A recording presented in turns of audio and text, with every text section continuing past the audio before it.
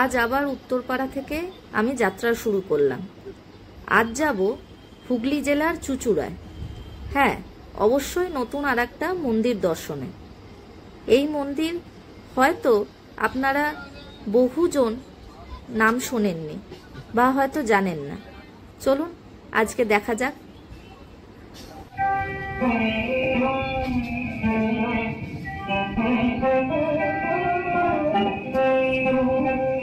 নমস্কার বন্ধুরা, টেম্পল যাত্রা ব্লগে আপনাদের সবাইকে স্বাগত। এই মুহূর্তে আমি চুঁচুড়া স্টেশনে নেমে পড়েছি।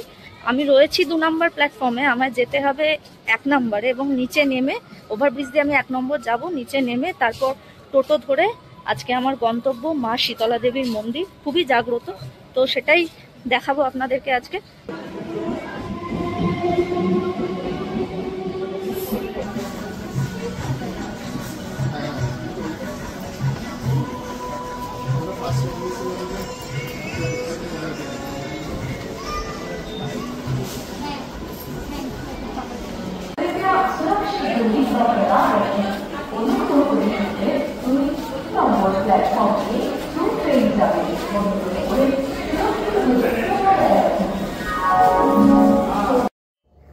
স্টেশন থেকে বেরিয়ে বাঁদিকে কালভার্ট পেরোলেই আছে টোটো স্ট্যান্ড।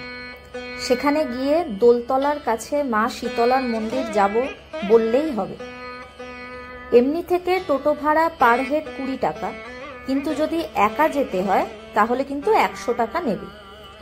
এছাড়াও এখান থেকে বাস যায়, 17/18 নম্বর বাস। বাস কিন্তু নামাবে সুগন্ধা মোড়ে।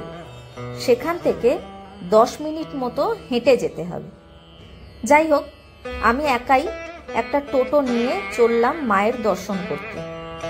সুন্দর গ্রাম্য পরিবেশের মধ্যে দিয়ে টোটো এগিয়ে চলল মন্দিরের দিকে।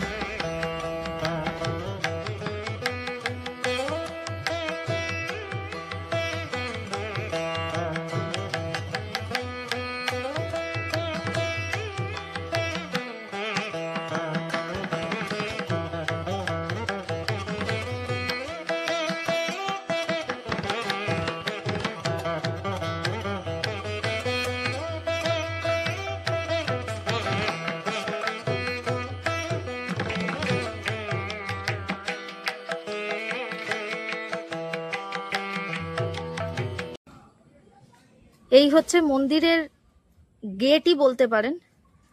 চলুন সোজা যাওয়া যাক।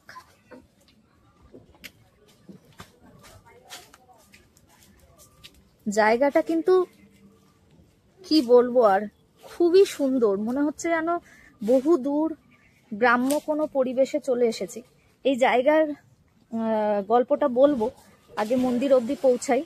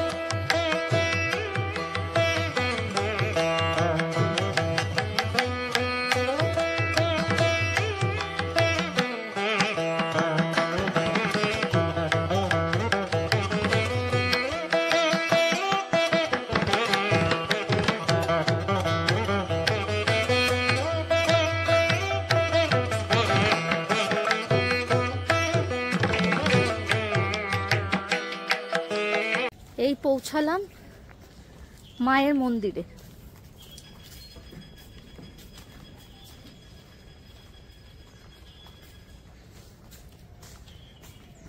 ভিতরে আমি তো হেঁটে এলাম জায়গাটা দেখাবো বলে, কিন্তু ভিতর অবধি টোটো আসে। আমি তো রিজার্ভ করে এসেছি, আমি জানি না যে এমনি হয়তো তাহলে মোড়ের মাথায় নামতে হবে, এমনি এলে শেয়ারে এলে।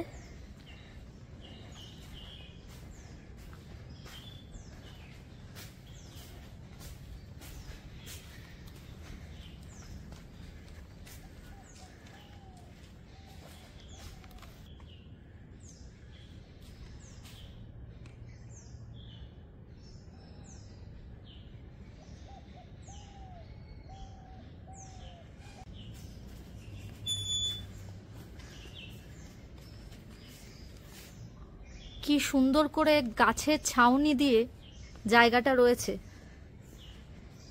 এটা কিন্তু কোনো ডেকোরেশন নয়।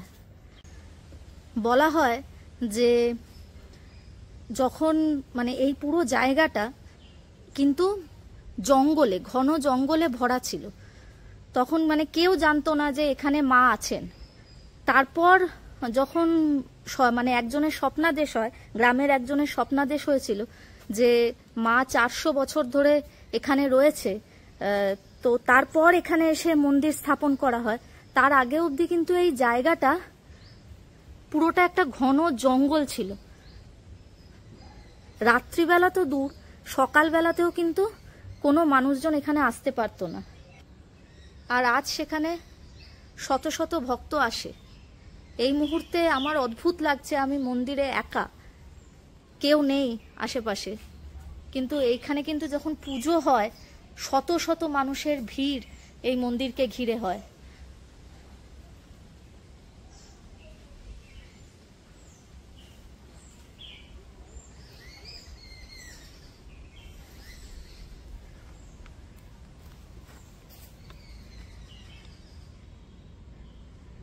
সামনে মা রয়েছেন, চলুন একদম কাছ থেকে মায়ের দর্শন করা যাক।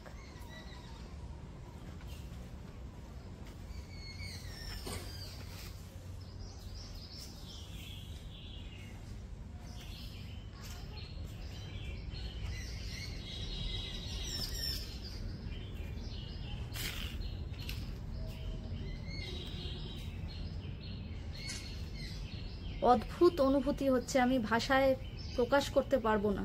এরকম একটা জায়গায় এত ফাঁকা, কোনো মানুষজন নেই, একটা মানুষের পায়ের আওয়াজ নেই, শব্দ নেই, সেখানে এরকম জাগ্রত মায়ের দর্শন করছি, মানে আমার কি অনুভূতি হচ্ছে আমি ভাষায় বোঝাতে পারবো না। আশা করি আপনারা যারা দর্শন করছেন আমার ভিডিওর মাধ্যমে সবার অনুভূতি একই হচ্ছে।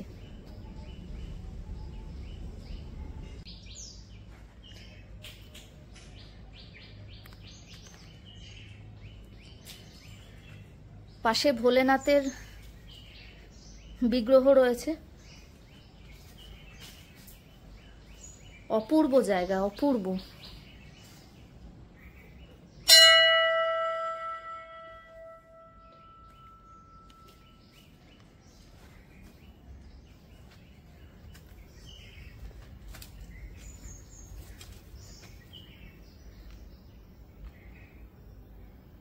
পিছন দিকটা একটা ছোট্ট জলাশয় রয়েছে, কোনো পুকুরই ছিল, যেই পুকুর ধারটা আর কি বাঁধানো হয়েছে এবং এই মন্দিরটি সেখানে তৈরি করা হয়েছে।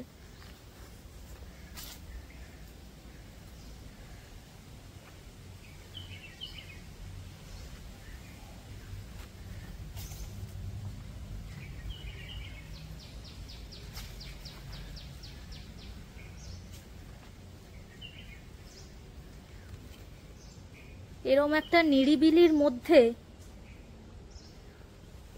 এইরকম একটা জাগ্রত মন্দির, আমি জানি না যে আমি যতগুলো জায়গায় গেছি এখনো অবধি শুনেছি যে প্রত্যেকটা এরকম মন্দির স্থানে একটা আলাদা মাহাত্ম্য থাকে। তো এখনো অবধি আমি যে যে জায়গাগুলোয় গেছি তার মধ্যে শুধু জায়গাটাতে গিয়েই মন ভালো হয়ে যাচ্ছে বা অনুভব হচ্ছে যে মায়ের বা ঈশ্বরের প্রেজেন্স রয়েছে, অস্তিত্ব রয়েছে, সেই জায়গাগুলির মধ্যে কিন্তু এই জায়গাটা একটা।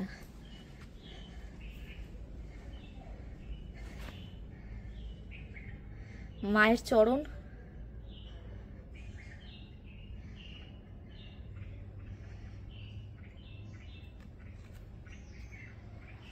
যারা আমার ভিডিও দেখছেন এই মুহূর্তে তারা প্রত্যেকেই হয়তো আমার অনুভূতি বা আমি যেটা ফিল করছি সেটা হয়তো আপনারা বুঝতে পারছেন যে এরকম একটা নিরিবিলি পরিবেশে আর এত জাগ্রত মায়ের রূপ এখানে এসেই আমি অনুভব করছি যে মানে মায়ের অস্তিত্বের যে অনুভূতি সেটা আমার কিন্তু হচ্ছে।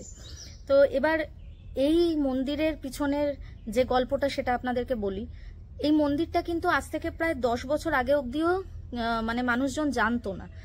আশেপাশে প্রচুর জঙ্গল ছিল, রাত্রিবেলাতেও তো লোকে আসতেই পারতো না, ইভেন সকালবেলাতেও কিন্তু এখানে কেউ আসতে পারতো না, পুরোটা জায়গা জঙ্গলে ভরা ছিল। তো আশেপাশের কিছু গ্রামের কয়েকজন মানুষ জানতেন যে এখানে একটা মূর্তি রয়েছে। তো কারোর কিছু শরীর টরীর খারাপ হলে তারা মাঝে সাঝে এখানে মায়ের কাছে এসে মায়ের গায়ের কাপড় বা মাকে একটু জল চড়িয়ে নিয়ে যেত এবং সুস্থ হয়ে যেত। তো তারপর 10 বছর আগে গ্রামেরই একজন পাশের তার স্বপ্নাদেশ হয় যে মা এখানে আছেন এবং 400 বছর ধরে মা এখানে আছেন, মাকে গিয়ে এখানে খুঁজে বের করতে হবে এবং মন্দির স্থাপন করতে হবে। তারপর সেই ব্যক্তি গ্রামের আশেপাশের লোকজনেদেরকে জানান এবং সবাই মিলে এখানে আসে এবং এসে দেখে যে হ্যাঁ সত্যিই মায়ের মূর্তি এখানে রয়েছে। কিন্তু এতটাই জঙ্গলে ভরা জায়গা, কোনো মতে জঙ্গল পরিষ্কার করতে করতে ভিতরের দিকে আসতে পারলেও মন্দির এলাকার যে ঢুকতে যে আপনাদেরকে দেখালাম যেটা অনেকটা ডেকোরেশনের মতো লাগছে, বললাম যে এটা কিন্তু ডেকোরেশন নয়, সেই মন্দির এলাকা অবধি এসে মানুষজন কিন্তু এখানের যে গাছপালা সেগুলোকে কাটতে পারেনি। এমনকি একটা লতা পাতাও এখান থেকে ছেঁড়া যায়নি বলেই কিন্তু ওই যে গেট দিয়ে ঢোকার ওপরে যে একদম লতা পাতাগুলো হয়ে আছে ওইগুলো কিন্তু মানুষজন সেইভাবেই রেখে দিয়েছে যে না এটা কাটা যাবে না, এটা এইভাবেই থাক।